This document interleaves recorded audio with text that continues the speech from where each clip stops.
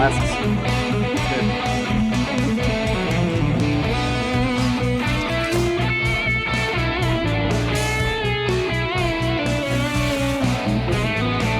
That is the juice, baby. Woo, we're about to let it loose. Now this stuff right here is a powder from Microlife. It is called BioSupreme. It is a bioinoculant powder with over 77 microbes in it that help feed the soil, that help solubilize nutrients, and protect the plant by building up a little miniature colony of all this life and microbes around the root system that have an amazing exchange of nutrients and eat off bad bacteria and fungi. And it is just a great way to boost plant health without it necessarily having to put out bags and bags of fertilizer, but it is the primary bioinoculant that Microlife uses in most of their products.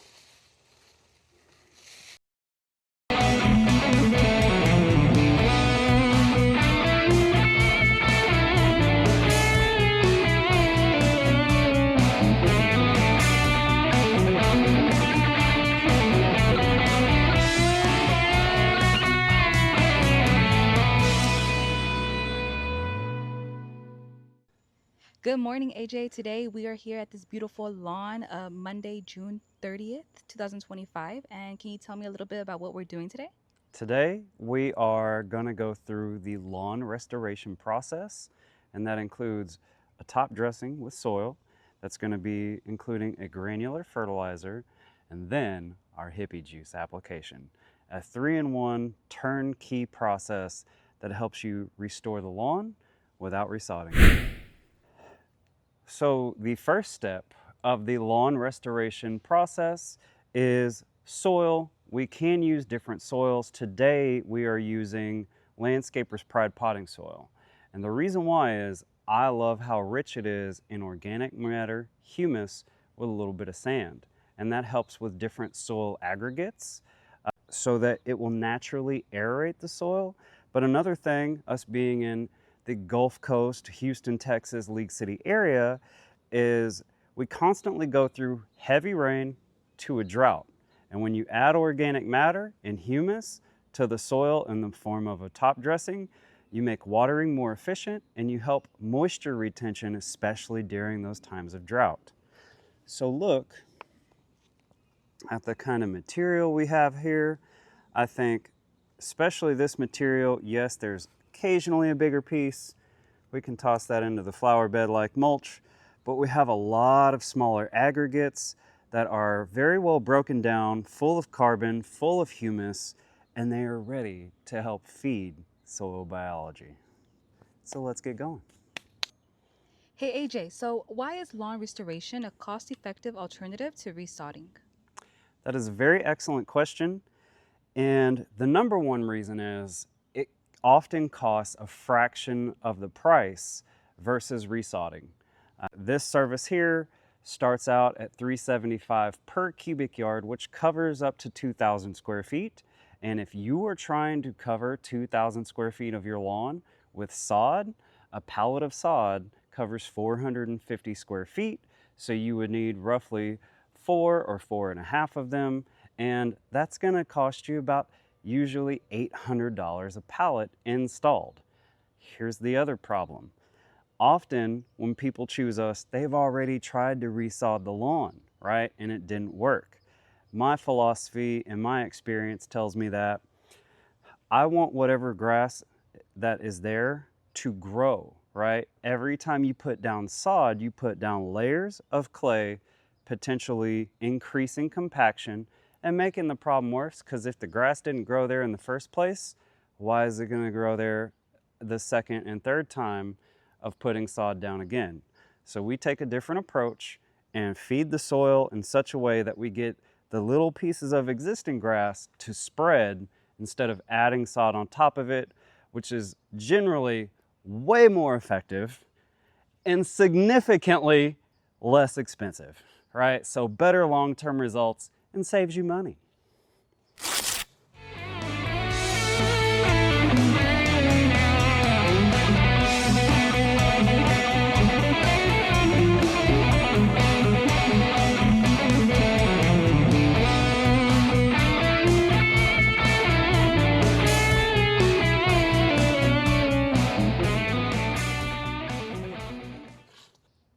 AJ, how soon do clients typically see results with the lawn restoration process? That's a perfect question, and I would have to say there's honestly two different answers. The reason why there's two different answers is because it highly depends on the season. Once we get into spring, throughout the summertime, and that is anywhere from March all the way through September, even up to about mid-October, it's warm, it's growing season, and you can see results in as little as 30 days. Now, the second part to that answer, or answer number two, is this is still a highly effective service done in the off season, November, December, January, February, while it's cooler, because even though the grass is dormant, the soil is still active, so everything is still happening, behind the scenes essentially. And once we do get back into spring, you will see those results of all the things happening with soil biology and turf once we get back into growing season and those temperatures start to come back up. Hey, AJ, is there a specific technique that you use whenever you're leveling out the soil? Like, in a way, there is.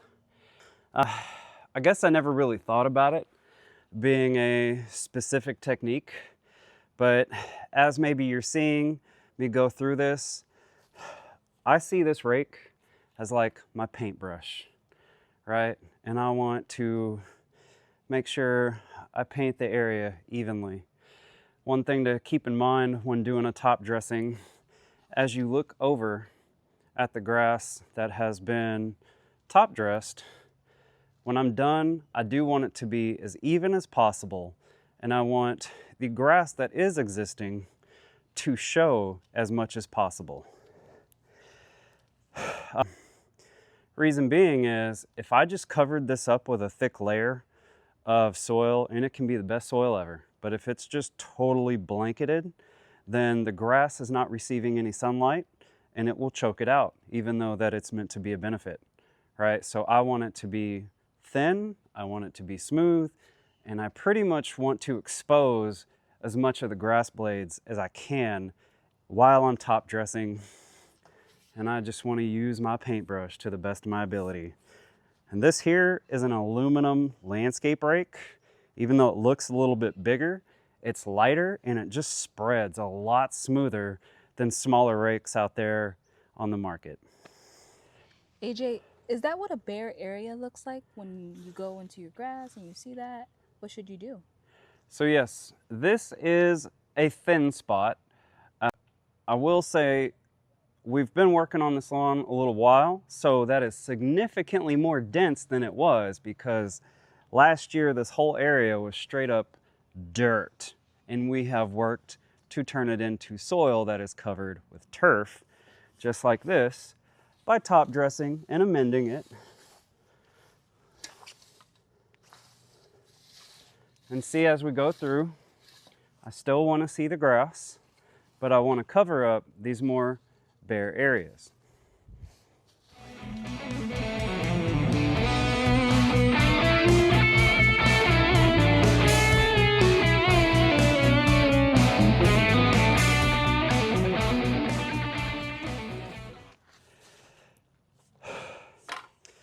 Now, as you look down here, I want to point out something, okay? So for those who don't know, these are runners. They are also called stolons. Like, this is the blade of the grass, this is the stolon, and look down in here. So, where these stolons connect, you have roots. And when the lawn is too dry and too compacted, these roots can't take root and they will burn up and die. They will also burn up and die if you try to put down an herbicide, a pre-emergent, anything. So when we're fixing lawns, we always ask our customers, please don't put anything on the lawn, let us do the work, focus on soil biology, and absolutely no herbicides in the lawn restoration process. It is critical to success. But as we look at this, we're getting new growth. But compared to the other area, this is bare spots, right?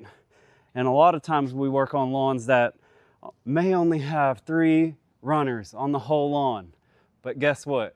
We can get them to grow with a little bit of top dressing, fertilizer, and hippie juice.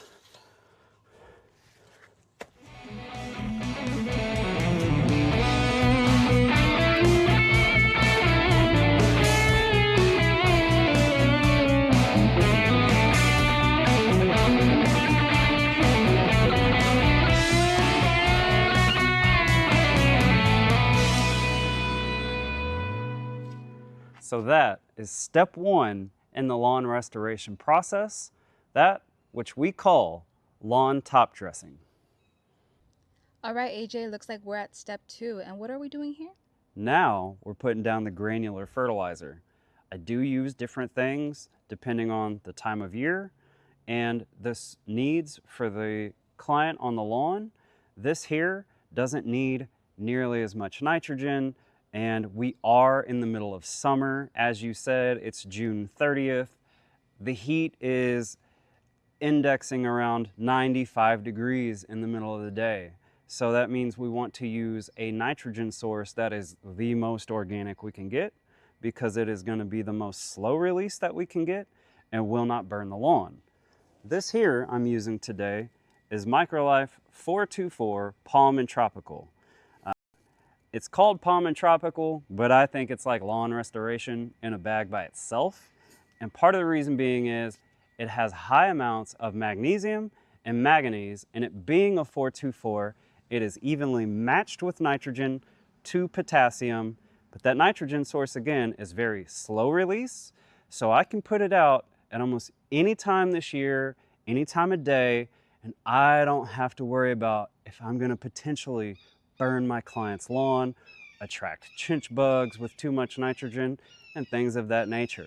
We want to fix the lawn, we don't want to burn it, so this is step 2 in the lawn restoration process.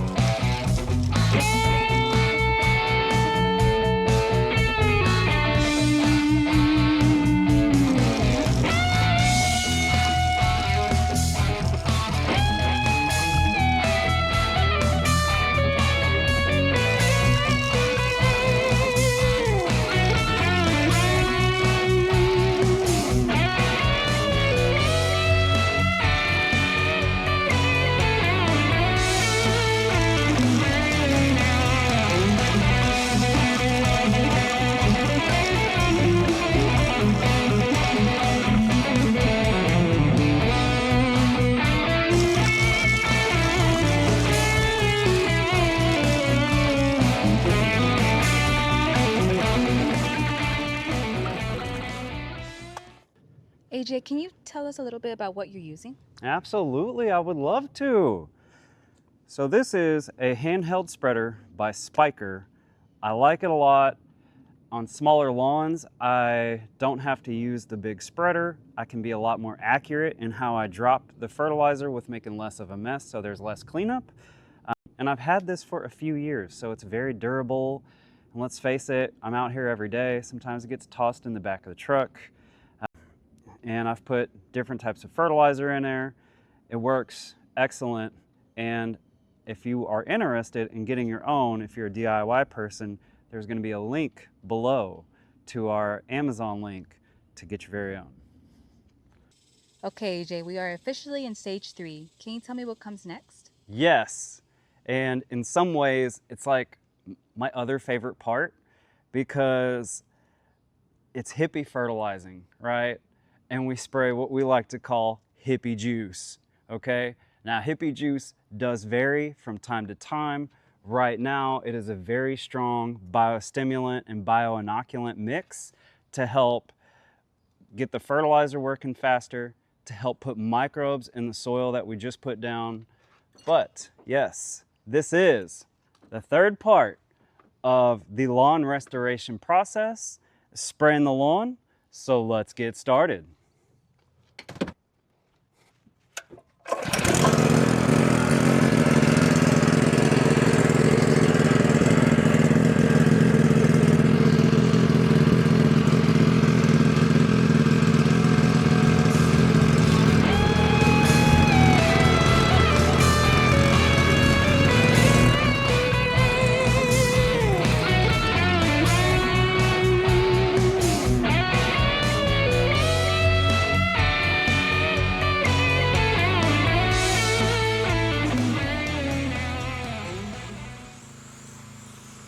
you will see, as I'm doing this, there was water in here before.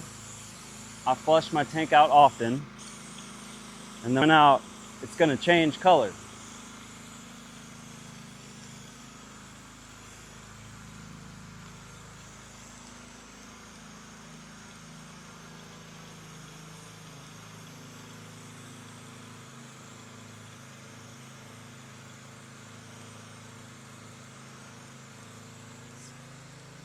So I don't know if you can tell that there's a slight tint to what's coming out right now, but it is just a little bit dark, like a light tea color in this Hippie juice today.